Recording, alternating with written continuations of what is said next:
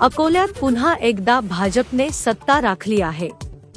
शहर सुधार आघाडीकडून भाजपने आपली सत्ता आणली आहे।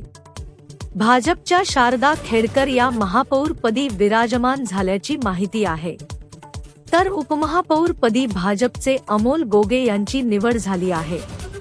80 नगरसेवक संख्या असलेल्या अकोल्यात महापालिका निवडणुकीचा निकाल लागल्यानंतर भाजप हा 38 जागा जिंकून एक नंबरचा पक्ष ठरला, मात्र बहुमताचा आकडा भाजपला गाठता आला नाही। त्यामुळे भाजपने खेळी करत राष्ट्रवादी काँग्रेसच्या शरद पवार पक्षासह अजित पवार यांचा एक, शिंदे सेना महानगर विकास आघाडीसह एका अपक्षाला सोबत घेत एकूण 45 सदस्यांसह सत्तेचे गणित जुळविले। निकालानंतर भाजप आणि काँग्रेस यांच्यात सत्ता स्थापनेसाठी मोठी चुरस पाहायला मिळाली।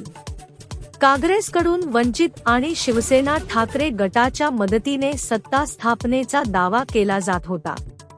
मोठ्या प्रमाणात बैठका घेतल्या जात होत्या, मात्र भाजपने राजकीय खेळी खेळत काँग्रेससह वंचितला शह दिला आणि महापालिकेत आपली सत्ता राखली आहे।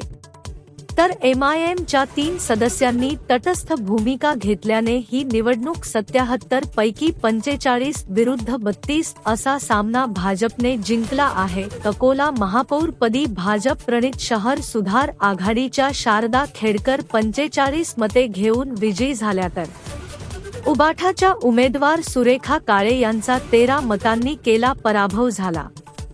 काळे यांना मिळाले 32 मते मिळाली। तर एमआयएमच्या 3 नगरसेवकांनी तटस्थ भूमिका घेतली आहे।